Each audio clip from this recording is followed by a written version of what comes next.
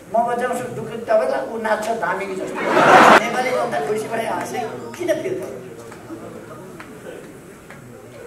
रुवाउन खोजेका थियौ सक्दैनौ सकेनौ रुवाउन दिने छैन मान्छे हँसाउँछ मान्छे हँसाएर हिँड्छ अनि के म मान्छे मार्दै विधवा बनाउँदै तर एउटा कुरा उहाँहरूले थाहा पाउनु भएको छ है निर्वाचन भयो भने हालत के हुन्छ आफ्नो त्यसै थाहा निर्वाचन भन्यो कि जसलाई सपनामा पनि निन्द्रामा पनि जाग्छ निर्वाचन यो केटालाई जिताएर पठाउनुहोस् मन्त्री बनाएर पठाइन्छु भनेर मन्त्री बनाएर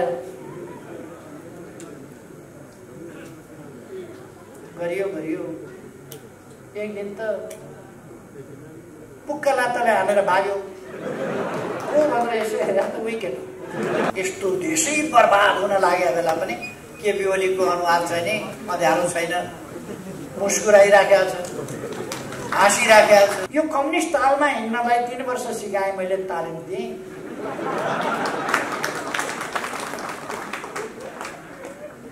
सूर्य चिन्ह दाबी गर्न जाने मान्छेको जो एकपल्ट पनि सूर्य चिन्हबाट चुनाव लडेको छैन उसले सूर्य चिन्ह त मेरो हो पार्टी छोड्नुहुन्छ सरकार छोड्नुहुन्छ जे जाओस् अध्यक्ष एउटा चाहिँ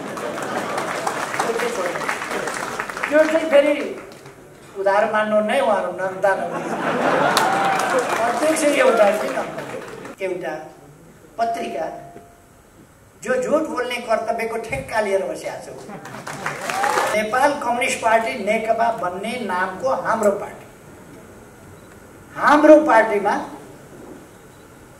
जस्तो भाँड भैलो अराजकता अनुशासनहीनता आन्तरिक अन्तर्ध्वंस कुनै पार्टी संसारको कतै देख्नुभएको छ अरु कुनै पार्टीमा यस्तो देख्नुभएको छ यस कार्यक्रमका अध्यक्ष महोदय मञ्चमा आसीन नेताजीहरू मन्त्रीज्यूहरू र अरू सम्पूर्ण यहाँ उपस्थित हुनुभएका कमरेडहरू साथीहरू दाजुभाइ दिदीबहिनी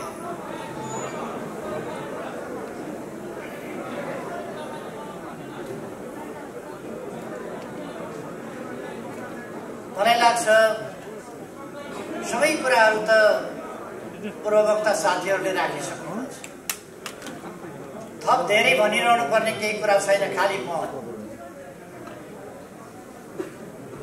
प्रदेश नम्बर 1 कै भेला भएको हुनाले अलिक थकित हालतमा भए पनि यहाँ उपस्थित हुन आएको केही कुराहरू मात्रै भन्छु देशको परिस्थितिको बारेमा साथीहरूले बताइसक्नु भएको छ केही मान्छेहरू कोलो बचाएर हिँडेका छन् हल्ला खल्ला गरेर हिँडेका छन् केहीलाई बडो पीर पनि परेछ त्यस कुरा देश बर्बाद हुन लाग्यो देश डुब्नै लाग्यो कहाँ देख्नु उहाँहरूले केपी ओलीले संविधान च्यात्यो धुजै पार्यो त्यो पनि भनेको छ र उहाँहरूलाई साह्रै पीर परेछ यस्तो देशै बर्बाद हुन लागेको बेला पनि केपी ओलीको अनुहार चाहिँ नि अँध्यारो छैन मुस्कुराइराखेको छ हाँसिराखेको छ कस्तो मान्छे होला देशै बर्बाद हुँदाखेरि पनि मुस्कुराइराखे उहाँहरूले बर्बाद पार्न नपाएकोमा उहाँहरूको चिन्ता मात्रै हो उहाँहरूले देश बर्बाद पार्न नपाउँदा मैले अनुहार अँध्यारो किन लगाउने उहाँहरूले बर्बाद गर्न खोज्नु भएको थियो बर्बाद गर्न दिएन बर्बाद पार्न पाउनु भएन अँध्यारो म किन पार्नु उहाँहरूलाई बडा चिन्ता लागेछ दुःख लागेछ केपी ओली मान्छे हँसाउँछ मान्छे हँसाएर हिँड्छ अनि के म मान्छे मार्दै विधवा बनाउँदै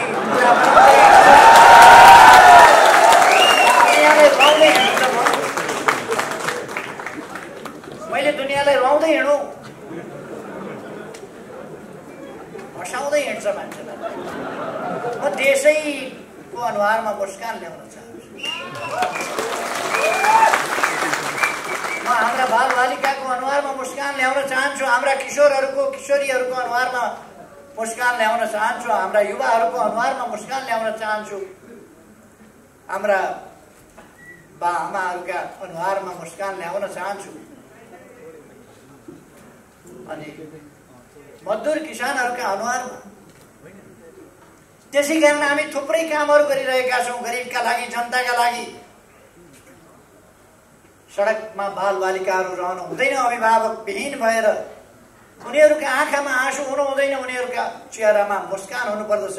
सरकारले अभिभावकको काम गर्नुपर्दछ भनेर मैले भनेको छु र त्यो काम हामी गरि पनि रहेका छौँ। अनि विभत्स क्रियाकलाप, विभत्स दृश्य हेरेर दुनियाँ रुवाएर, रुवाउने पनि एक किसिमले हो र। कसैको घोडा खोर्सिएको छ, कसैको गाडी खोर्सिएको छ, कसैको खेत खोर्सिएको छ, कसैको घर खोर्सिएको छ, कसैको पैसा खोर्सिएको छ। रुवाउने पनि तरिका एउटा मात्रै हो र। मारेर पनि रुवाएको छ, कुटेर पनि रुवाएको छ, लुटेर पनि रुवाएको छ। अनि मैले हँसाएँ भनेर पिर परेको छ। मान्छे हाँसेर जोक गरिरहेछ, जोक साह्रै खतम भयो। नेपाली जनता हाँसेकोमा किन पिर परे होला? नेपाली जनता खुसी भए हाँसे किन पिर पर्यो? रुवाउन खोजेका थियौ, सक्दैनौ, सकेनौ, रुवाउन दिने छैन। अनि हामी किन पिर मान्ने? हामीले लामो समय सङ्घर्ष गरेर, यति लामो सङ्घर्ष गरेर, बलिदानपूर्ण सङ्घर्ष गरेर जुन उपलब्धि हासिल गरेका छौँ, त्यो कसैको इसारामा, कसैले कसैको स्वार्थका लागि वा आफ्नै निजी स्वार्थका लागि कसैले पनि जनताले प्राप्त गरेका यी उपलब्धिहरूलाई तलमाथि गर्न सक्ने छैन, गर्न दिने छैन। आज नेपाली जनता सचेत छ, सजग छ। देश प्रतिगमनतर्फ फर्किन सक्दैन। देश अगाडि बढ्छ, अन्यायतर्फ होइन न्यायतर्फ, अविकासतर्फ होइन विकासतर्फ, अशिक्षातर्फ होइन शिक्षातर्फ देश अगाडि बढ्छ। हिजो मात्रै हामीले नयाँ एप्स को सुरुवात गर्यौं, नागरिक ऐप। त्यसले जनतालाई ठूलो सहुलियत सुविधा पुर्याउँछ र सँगसँगै भ्रष्टाचार नियन्त्रणमा महत्त्वपूर्ण योगदान गर्छ। आधुनिक नेपाल, डिजिटल नेपाल निर्माण गर्ने बाटोमा त्यसले हामीलाई अगाडि बढाउँछ। त्यो हिजो मात्रै हामीले सुरु गरेका छौँ। योजना आयोगको विकासका समस्याहरू समाधान गर्ने समिति छ, राष्ट्रिय विकास समस्या समाधान समिति। त्यसको हामी हिजो लामो बैठक गर्यौं। समस्याहरू के छन्? कोभिड-19 को समस्या छ, अरू समस्याहरू छन्। रुलिङ पार्टीभित्र सत्ता सञ्चालन गर्नुपर्ने सत्ताधारी पार्टीभित्र भएको कपटपूर्ण तमासा, त्यस तमासाले पनि व्यवधान गरेका थियौँ। त्यसमा हामीले छलफल गर्यौं। अब आगामी दिनमा हामी कसरी अगाडि बढ्छौँ? हाम्रो विकासको दर उच्च दरका साथ, तीव्र गतिका साथ विकास अगाडि बढिरहेको थियो। कोभिडले हामीलाई अलिकति पछाडि पार्यो, तर हामी माइनसमा गएनौं। दुनियाँभरि जुन तहको विच्छेद बनायो कोभिड-19ले, हाम्रो जनजीवन वा हाम्रो अर्थतन्त्रलाई त्यस ढङ्गले छेद विच्छेद बनाउन सके। तैपनि हामीलाई क्षति, बहुतै ठूलो क्षति पुर्यायो र त्यो ठूलो क्षतिबाट अब हामी बिस्तारै छुटकारा पाउँदैछौँ र अब कोभिडको भ्याक्सिन निकट भविष्यमा आउँदैछ। त्यसपछि हामी कोभिड नियन्त्रण गरेर हाम्रो विकासको गतिलाई अझ ज्यादै तीव्रता दिनेछौँ। 2 वर्ष गत आर्थिक वर्षको फागुन चैत वैशाख जेठ असार यी महिनाहरू कोभिडद्वारा प्रभावित भए। खास गरी चैत वैशाख जेठ असार 4 महिना त लकडाउनमा बित्यो। यसरी हामीलाई कठिनाइको धेरै सामना गर्नु पर्यो। अब हामी त्यसबाट छुटकारा प्राप्त गर्दैछौँ। हाम्रा विकासका प्रयासहरू अहिले पनि थुप्रै विकासका कामहरू अगाडि बढेका छन्। थुप्रै, मैले धेरै केही भनिरहनु पर्ला जस्तो लाग्दैन। साथीहरूले आफ्ना गाउँमा बाटाघाटाहरू बनेका, खानेपानी पुगेका, बिजुली पुगेको, कृषिको क्षेत्रमा आधुनिकीकरण कसरी गर्ने त्यसको एउटा लहर सिर्जना भएको, नयाँ जागरण, नयाँ अभियान, देश विकासको अगाडि बढेको, यी कुराहरू देख्नु भएको छ। यस्तो प्रतिकूल अवस्थामा पनि हामीले कसरी काम गरेका छौँ साथीहरूले देख्नु भएको छ। सायद ठुलै देशमा पनि यस्तो रेकर्ड कम होला। एकै दिन 309 वटा हस्पिटलको शिलान्यास हुन्छ नेपालमा। अस्ति भर्खर मात्रै हामीले गरेका छौँ 309 वटा अस्पताल एकै दिन। यद्यपि 396 वटा गर्ने हाम्रो योजना थियो, तर त्यसमा केही प्राविधिक कारणहरूले त्यसै दिन गर्न सकिएन। तर एकै दिनमा मात्रै पनि हामीले 309 वटा अस्पताल शिलान्यास गर्यौँ। अर्थात् हाम्रो विकासको आकांक्षा र हाम्रो प्रयास असाधारण छ। विकासको हाम्रो चाहना पनि असाधारण छ र हाम्रो प्रयास पनि असाधारण छ।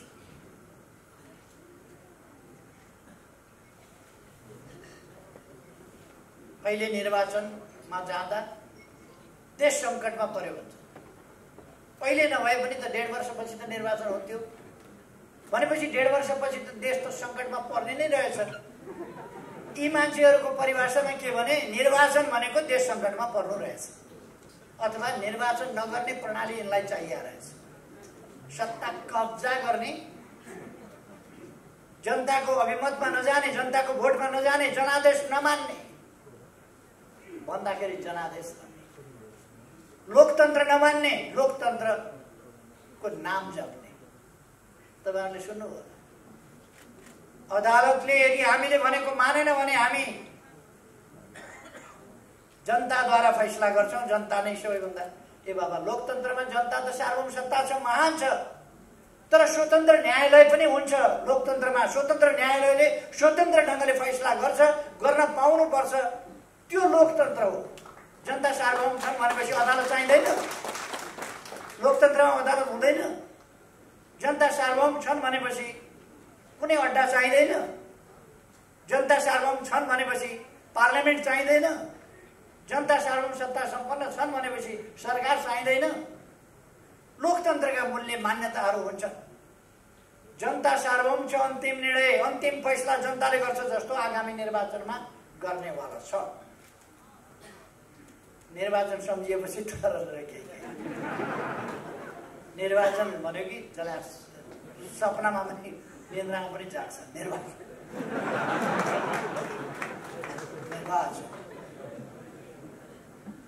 अनि कुरा गर्ने लोकतन्त्रका। निर्वाचन भनेपछि जनतालाई दिएको दुःख, जनताका अगाडि ढाँटेका कुराहरू, जनतालाई दिएका प्रताडना, देशका विरुद्ध गरेका कुकर्महरू सबैको हिसाब किताब जनताले गर्छ भन्ने थाहा छ। त्यसै कारण निर्वाचन भनेपछि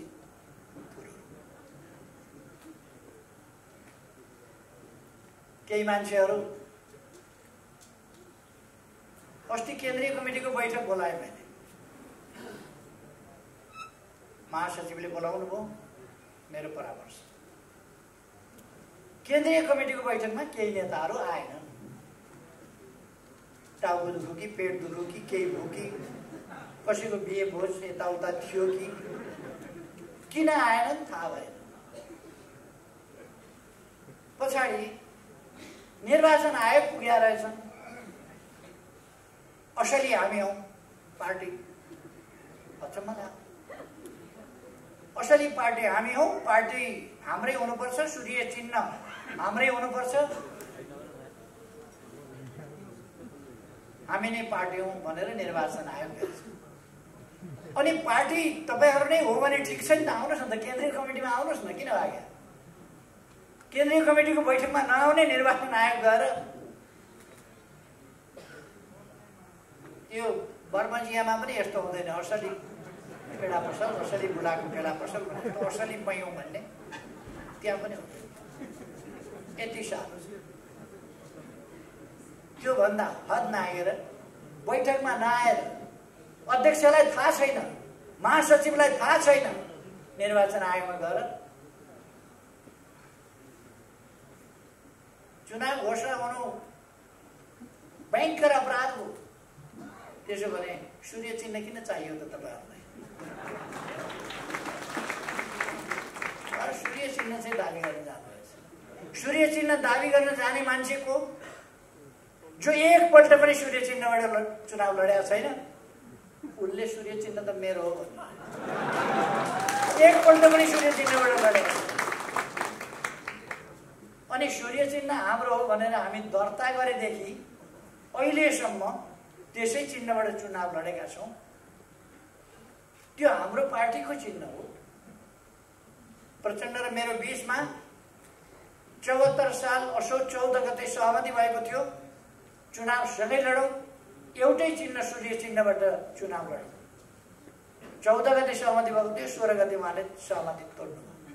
सहमति नतोडेको भए एकपल्ट कमसेकम उहाँले सूर्य चिन्ह लिएर लडेको हुन्थ्यो। सूर्य चिन्ह भएका मतदाताले अन्तै भोट हालेर उहाँलाई जिताइदिनु पर्यो, तर उहाँले सूर्य चिन्ह लिनु भएन। अहिले उहाँलाई सूर्य चिन्ह चाहिएछ।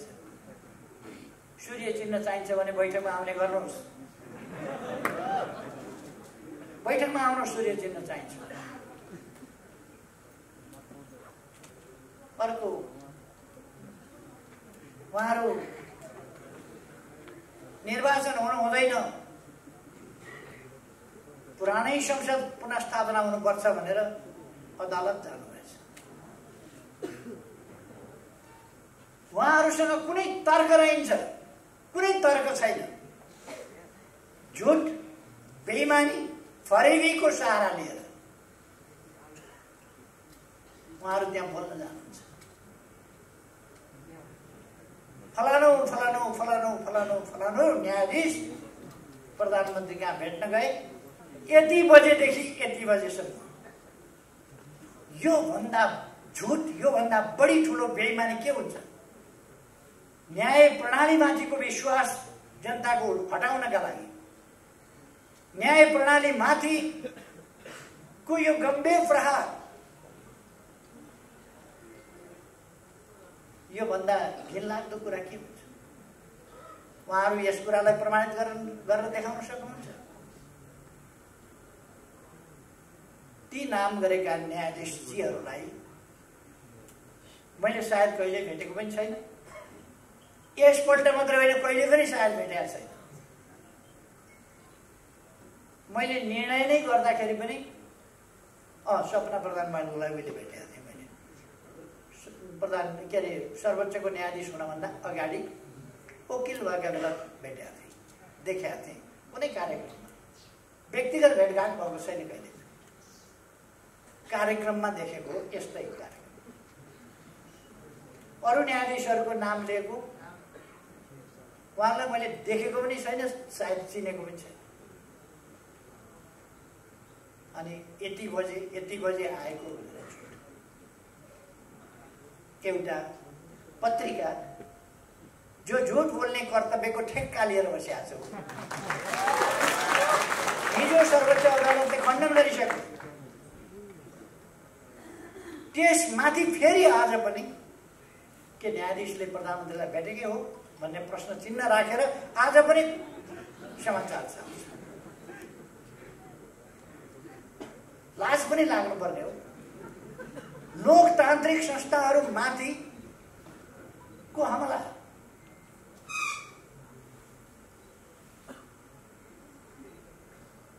केही तर्क रहन्छ उहाँहरूसँग।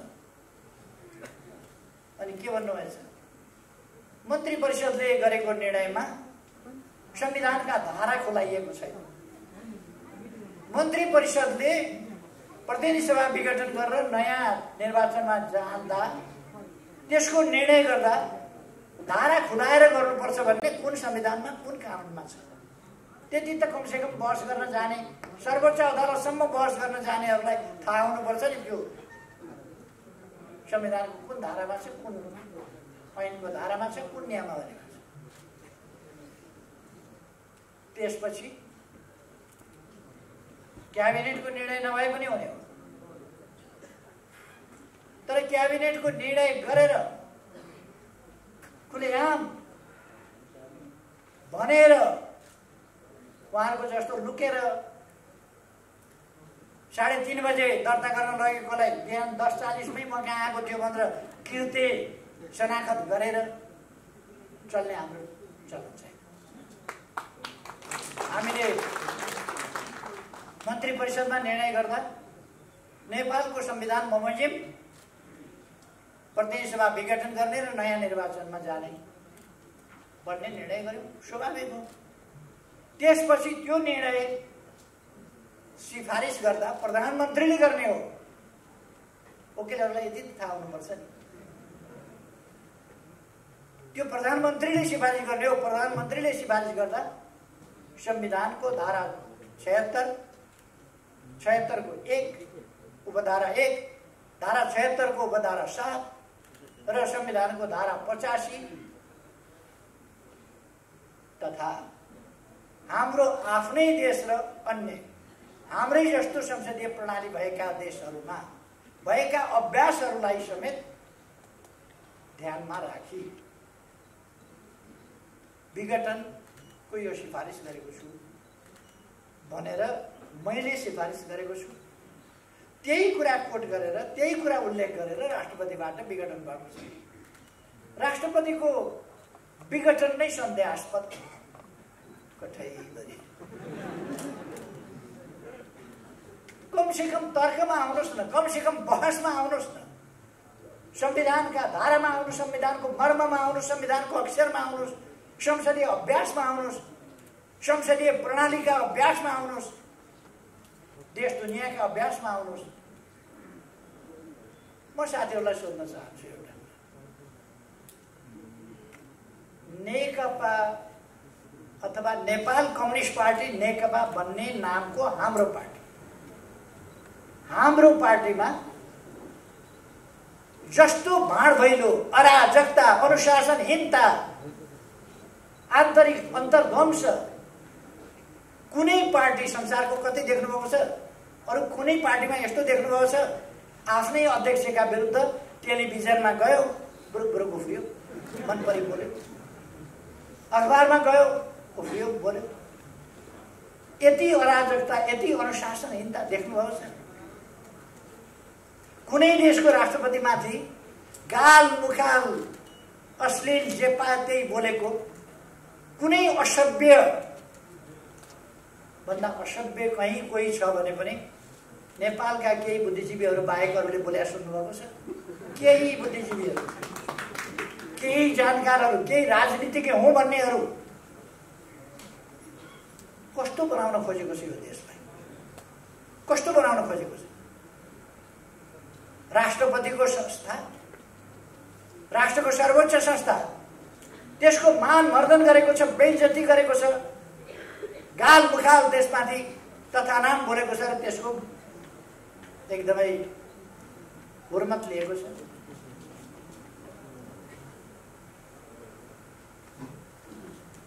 शक्ति पृथकीकरणको सिद्धान्त अनुसार न्यायालय स्वतन्त्र न्यायालय, सम्मानित सर्वोच्च अदालतको हुर्मत लिएको छ। अहिलेको संविधानले संवैधानिक इजलासको व्यवस्था गरेको छ र संवैधानिक प्रश्न आयो भने संवैधानिक इजलासबाट हुन्छ। हिजोसम्म 2-3 दिन बहस अर्कै इजलासमा, बृहत इजलासमा, फुल बेन्चमा लानुपर्छ। यहाँ संवैधानिक इजलासमा पाइँदैन। संविधान संशोधन गर्नु पर्यो नि पहिले। अनावश्यक ढङ्गको झमेला। निर्वाचन आयोगमा गएर मलाई अचम्म लागेको थियो, केन्द्रीय कमिटीमा बैठकमा आएनन् नेताहरू, कहाँ गए भनेर माइती घर मण्डलामा देखियो यहाँ छौँ भने। म माइतीघर मण्डलामा पुगेँ, छैनन् फेरि साथीहरू। कहाँ हराए? निर्वाचन आयोगमा पुगेछन्। निर्वाचनको काम अगाडि नबढाउनु, निर्वाचन रोक्नु, निर्वाचनको कुनै प्रक्रिया अगाडि नबढाउनु, तयारी नगर्नु भनेर। यो भन्दा गैर राजनीतिक, अराजनीतिक, गैर कानुनी, हस्तक्षेपकारी, अमर्यादित क्रियाकलाप के हुन्छ? निर्वाचन आयोगलाई आफ्नो काम गर्न नदिने यी पनि तपाईँ हामीले देख्यौँ। त्यहाँ पनि टाँसेकै थिए, हामी यहाँ छौँ।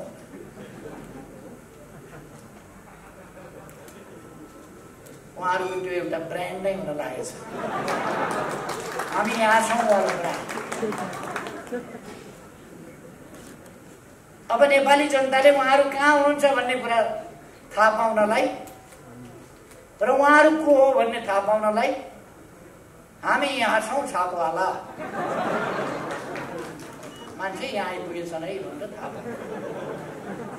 हामी यहाँ छौँ ब्रान्ड, हामी यहाँ छौँ भन्ने छापवाला।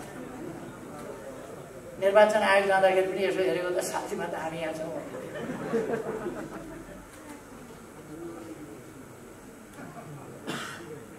खैर, निर्वाचन आयोगमा गएर निर्वाचनको प्रक्रिया रोक्न, यो निर्वाचन आयोग सधैँ निर्वाचनको तयारीमा हुन्छ। सधैँ जति बेला निर्वाचन जति बेला पनि लाग्न सक्छ। उपनिर्वाचन गर्नुपर्ने हुन्छ, बीचमा निर्वाचन गर्नुपर्ने हुन्छ, जुनसुकै बेला पनि। त्यसकारण आफू, उसको नामै निर्वाचन आयोग, कामै निर्वाचन, त्यसकारण ऊ सधैँ तयार हुन्छ। निर्वाचन घोषणा भइसकेपछि त तोकिएका मितिमा उसले निर्वाचन सम्पन्न गर्नुपर्ने भएको हुनाले ऊ त्यो तोकिएकै मितिमा निर्वाचन सम्पन्न गर्न क्रियाशील भइहाल्छ, मिति तोकिने बित्तिकै। अनि लोकतन्त्रका पक्षधरले संसद विघटन भइसकेका छ, निर्वाचन नगराउनुहोस् भन्छ। कहाँ लान खोजेको देशलाई? आरोपहरूलाई विभिन्न किसिमका लगाउने, तर उहाँहरूले देशलाई लान खोजेको कहाँ? प्रतिनिधि सभा विघटन भइसक्यो, निर्वाचन गर्नु हुँदैन भन्नुहुन्छ उहाँहरू। अनि उहाँहरूले धाक लाउने गर्नुभएछ, धाक लाउने गर्नुभएछ। नत्र हामी सडकबाटै यो गर्छौँ त्यो गर्छौँ भनेर।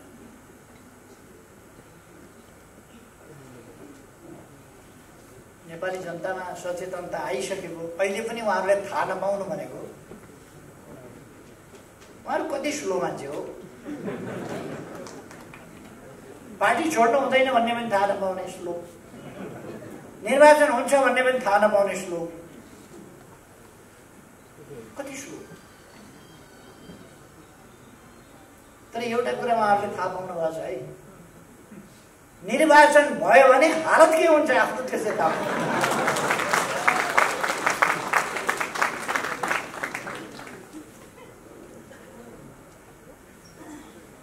अनि अस्ति मैले केही ठाउँहरूमा भनेको,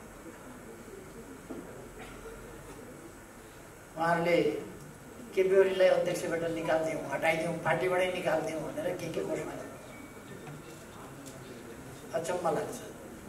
प्रथम अध्यक्षलाई हिजो एकता हुँदाखेरि पनि कमसेकम ठुलो पार्टीको अध्यक्षलाई, एकता भएपछि पनि प्रथम अध्यक्षलाई, राजनीतिक हिसाबले पनि अलिक जेठो पुरानै अध्यक्षलाई,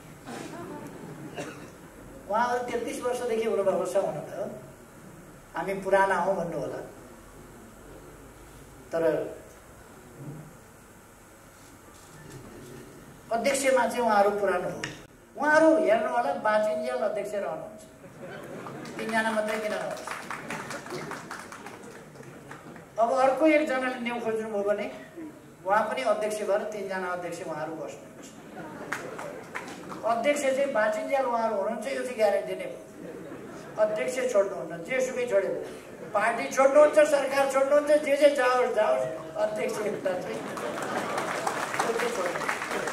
त्यो चाहिँ फेरि उधार मान्नु नै उहाँहरू नर्दा अध्यक्ष एउटा चाहिँ न। त्यसकारण माधव नेपालजी अध्यक्ष हुनुभएछ न, कसले छानेको अध्यक्ष हुन त उहाँ नछानिकन हुने बानी परेको मान्छे। उहाँ पार्टीको महासचिव हुनुभयो, महाधिवेशनबाट होइन, जननेता मदन भण्डारीको निधन भएपछि त्यो मौकामा उहाँ महासचिव हुन्छ। अरू साथी हुन तयार भएनन्, उहाँ हामझाम गरेर तयार। महाधिवेशनबाट छानिएको होइन, 2 ठाउँबाट चुनाव हार्नुभयो, उहाँ प्रधानमन्त्री हो।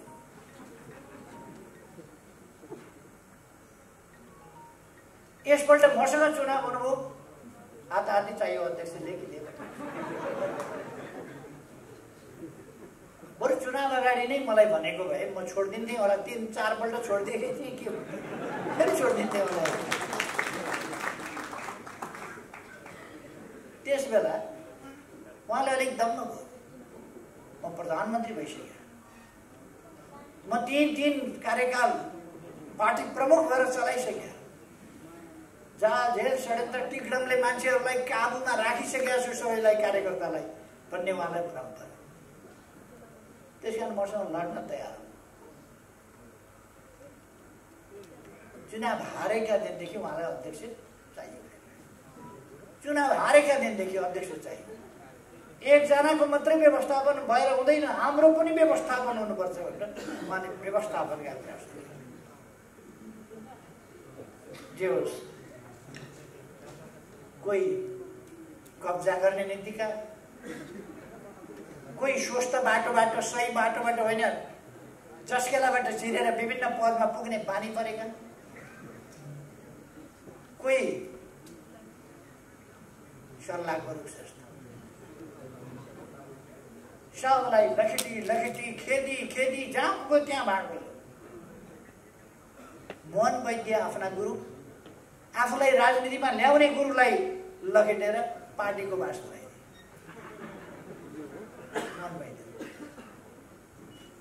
एकपल्ट डाक्टर बाबुराम भट्टराई प्रयोग गर्नुसम्म गरे, उनलाई त्यति बेला डा लेखेको एउटा मान्छे चाहिएको थियो।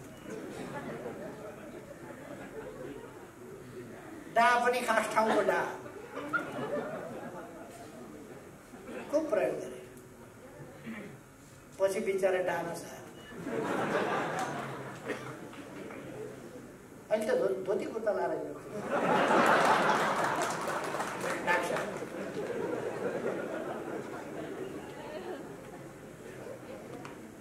मान्छे झुक्याउन त्यता जानुपर्छ, झुक्याउनका लागि। मोहन वैद्यलाई उता फेरि जङ्गल लखेडिदिनु, के उसलाई विप्लवलाई जङ्गलतिर लखेडिदिनु। तै पनि म हारिन, मान्छे हो यो बाबा। भारूलाई त मान्छेले ल्याएर तालिम दिएछ, बाँदरलाई त मान्छेले ल्याएर तालिम दिएछ, त मान्छे हो किन तालिम दिन सकिन भनेर समाजतिर ल्याएर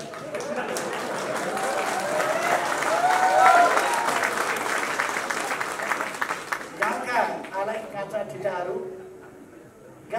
काँचा ठिटाहरू ल्याएर सेनाको तालिम दिन्छ। 9 महिना तालिम दिँदाखेरि ऊ सेना भइसक्छ, प्रहरीको तालिम दिन्छ, प्रहरी भइसक्छ। अलिक समय खेलाएपछि सर्कसमा केटाकेटीहरू सर्कस बाज भइसक्छ। अलिक समय तालिम दिएपछि खेलाडी भइसक्छ। अलिक समय वाद्यवादन सिकायो भने बजाउन राम्रै जान्ने भइसक्छ। यो कम्युनिस्ट तालमा हिँड्नलाई 3 वर्ष सिकाएँ मैले, तालिम दिएँ।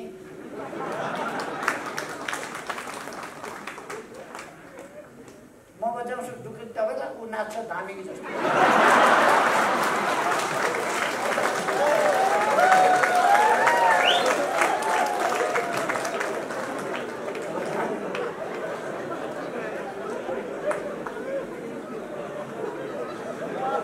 हामी नाच्दा नाच्दै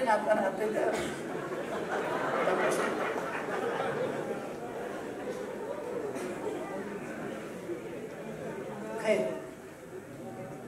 मलाई अझै पनि आश छ उहाँहरू अब परिस्थितिको आकलन भइसक्यो होला। अब आउनुहोस्, बुझिसक्नु होला नि। अब त आउनुहोस्, अब आउनुहोस् पार्टी। तपाईँको अध्यक्ष पद खोज्या छैन, मलाई थाहा छ नि। अध्यक्षकै लागि पनि मेट्ने मान्छे हो त, खोज्या छैन, अहिले पनि छँदैछ अध्यक्ष पद। आउनुहोस्, वरिष्ठ नेताहरूका पद पनि छँदैछ, आउनुहोस्, बस।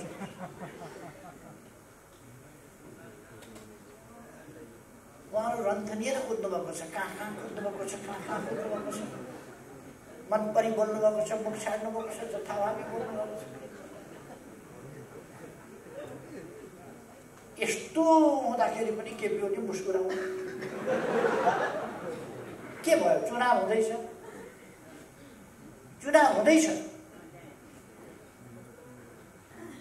हामी जित्दैछ, के हुँदैछ? चुनाव भनेकै त्यही हो, कसैले जित्ने कसैले हार्ने। आउनुहोस्, पार्टीमा आउनुहोस्। पार्टीमा आउनु भने चुनावमा आउनुहोस्, अरू केही भयो छैन। त प्रदेश नम्बर 1 का साथीहरूसँग म भन्न चाहन्छु, नाम 1 नम्बर भएपछि काम कति नम्बर गर्नु पर्यो? नाम चाहिँ 1 नम्बर, काम चाहिँ 7 नम्बर। 1 नम्बर नाम राखेपछि प्रदेश नम्बर 1 ले त नाम फेर्नै मानेको छैन। 1 नम्बर हामी छौँ, 1 नम्बर। यो चुनावमा देखाउनु पर्यो हामी 1 नम्बरै हौँ भनेर। 1 नम्बरै हौँ भनेर देखाउनु पर्यो। त्यहाँ विशुद्ध खालका तत्त्व, गलत खालका तत्त्वहरू, धोकेबाज तत्त्वहरू, त्यस्ता तत्त्वहरूलाई सबक सिकाउने बेला यही। देशप्रति बेइमानी गर्नेहरूलाई जनताले सबक सिकाउने बेला यही। वामपन्थी आन्दोलनप्रति बेइमानी गर्नेहरूलाई वामपन्थीहरूले सबक सिकाउनु पर्ने बेला यही। त्यसकारण म साथीहरूलाई भन्न चाहन्छु, तपाईँहरू धनुबाट छुटेका बाण जस्तो गतिशील हुनुपर्दछ, अत्यन्त तीव्र गतिका साथ आफ्नो लक्ष्य भेदन गर्ने त्यो सामर्थ्य बोकेका गतिशील हुनुपर्छ। म खास गरी हाम्रा युवाहरूलाई, नयाँ पङ्क्तिका भाइ बहिनीहरूलाई भन्न चाहन्छु, तपाईँहरू ती मनमा एउटा कुरा बाहिर अर्को कुरो राख्ने यस्ता तत्त्वहरूको भ्रममा कतै नपरे आन्दोलनको रक्षा गर्ने, लोकतन्त्रको रक्षा गर्ने, लोकतन्त्रलाई साँचो अर्थमा कार्यान्वयन गर्दै अगाडि बढाउने काम र विकासलाई, भोलि देशको विकासलाई सुनिश्चित गर्ने काममा तपाईँहरू लाग्नु पर्यो, अगाडि बढ्नु पर्यो। म तपाईँहरूलाई आग्रह गर्छु। यसको अर्थ युवालाई आग्रह गरौँ, हामीलाई त केही पनि भनेन भन्ने पर्न साथीहरूलाई मैले सबैलाई भने, तर युवाहरू चाहिँ अलिक बढी फुर्ती साथ दौड्न सक्नुहुन्छ। युवाहरूले बढी गति साथ काम गर्नु पर्यो। भ्रम तोडेर, भ्रमबाट मुक्त गराएर दर्शक साथीहरूलाई बाटो बिराउन नदिनुहोस्। कतिपय मान्छेहरू बाटो बिराएका पनि छन्, भ्रममा पारेका छन्। विभिन्न प्रकारका जाली जेलीहरूले त टुना मुना जाल जेल अनेक गर्छन् नि। यो टुना मुनामा पर्दैन, पर्नुहोस्। हामीले देश बनाउनु छ, समृद्ध नेपाल बनाउनु छ, सुखी नेपाली बनाउनु छ। त्यो बाटो हामीले समातेका छौँ, त्यस बाटोमा हामी तीव्रताका साथ अगाडि बढेका छौँ। यसलाई थप गति यस निर्वाचनले दिनुपर्दछ। निर्वाचनमा यस्तो एउटा जनताको आन्दोलनको आँधी बेरी सिर्जना गर्नुपर्दछ, तुफान सिर्जना गर्नुपर्दछ, जसबाट हामी सही देशभक्तपूर्ण विचारहरू त्यसलाई अगाडि बढाउन सक्छौँ। देश विकासका कामहरूलाई अगाडि बढाउने विचारहरूलाई रक्षा गर्न सक्छौँ। त्यसै गरेर देश बनाउने शक्तिलाई कमजोर हुन नदिउँ, सुदृढ गरौँ। सुदृढ शक्ति नभइकन देश बनाउन सकिँदैन। तपाईँ हामीले देखेका छौँ के अर्थ हुन्छ विचारको, के अर्थ हुन्छ लिडरसिपको, के अर्थ हुन्छ मजबुत पार्टीको। त्यो तपाईँ हामीले देखेका छौँ। चुनावभन्दा अगाडि कमसेकम हामी तपाईहरुका समक्ष के वितरण गर्नेछौँ भने यसपल्ट दोस्रो पल्ट म प्रधानमन्त्री भएको फागुन 3 गते बाटो कति बनेको थियो देशमा, त्यस यता कति बन्यो, कतिका दरले वर्षमा बन्ने गरेको थियो त्यति बेला, अहिले दिनमा कति बन्ने गरेको छ। म वर्षको हिसाब गर्दिन, दिनको। अहिले जनसङ्ख्या कति जनसङ्ख्याले बिजुली पायो, त्यस बेलासम्म कतिले पाएको थियो, कतिले बिजुली पायो, कति कहाँ खानेपानी पुग्यो, यातायात सुविधा कहाँ पुग्यो, कहाँ अस्पताल बने, कहाँ शिक्षालय बने, कहाँ के बने, भूकम्पबाट पुनर्निर्माण कति भयो यस बीचमा। यी सबै कुरा तुलनात्मक रूपमा तपाईहरु समक्ष ल्याइनेछ। त्यसकारण म साथीहरूलाई आग्रह गर्न चाहन्छु, कुनै पनि किसिमको भ्रममा नपरेर दृढतापूर्वक अगाडि बढौँ, भ्रमलाई तोडेर अगाडि बढौँ। हाम्रा उद्देश्यहरू, महान उद्देश्यहरू, हाम्रो देशभक्ति, हाम्रो राष्ट्र, हाम्रो राष्ट्रिय स्वाभिमान, हाम्रो विकासको नीति, हाम्रो प्रतिबद्धता, हामीले गरेका काम त्यस अनुसार, हाम्रा उपलब्धिहरू र अब हामी के गर्न चाहन्छौँ भन्ने कुरा सविस्तार ठिक ढङ्गले लिएर जनताका बीचमा जाउँ। म साथीहरूलाई आग्रह गर्न चाहन्छु, हामीलाई थाहा छ हामी निर्वाध ढङ्गले काम गर्न पाउँदैनौँ।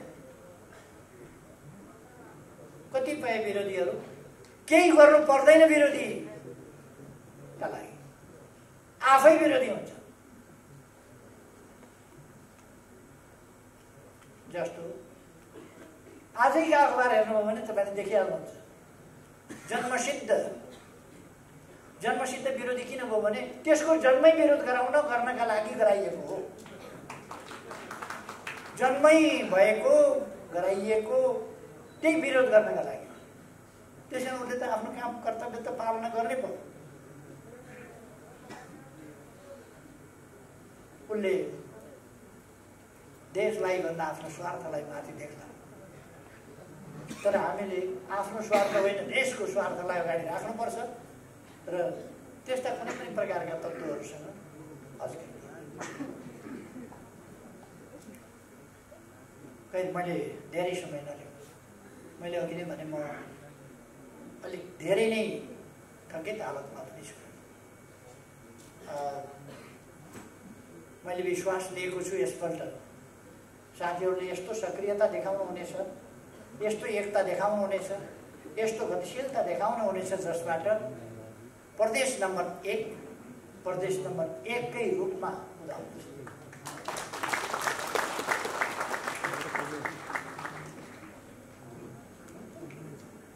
म कुनै वैगुनी केटाकेटीको बारेमा कुरा गर्न चाहन्छु। हाम्रै प्रदेशमा पनि त्यस्ता देखिहाल्छ।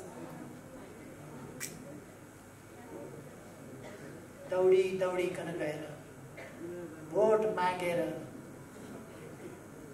यो केटालाई जिताएर पठाउनुहोस्, मन्त्री बनाएर पठाइन्छु भनेर मन्त्री बनाएर गरियो। एक दिन त पुक्का लात्ताले हालेर भाग्यो। को भनेर यसो हेरेर त विकेट। यस्तोमा अल्झिनु हामीलाई छैन। हामी अल्झिँदैनौँ, हामी अगाडि बढ्छौँ। युवाहरूको कुनै कमी छैन। त्यसकारण युवाहरू एकदम अरू पनि नयाँ युवा साथीहरूलाई समेटेर, व्यापकलाई समेटेर, भ्रममा परेकालाई पनि भ्रममुक्त गरेर अगाडि बढेर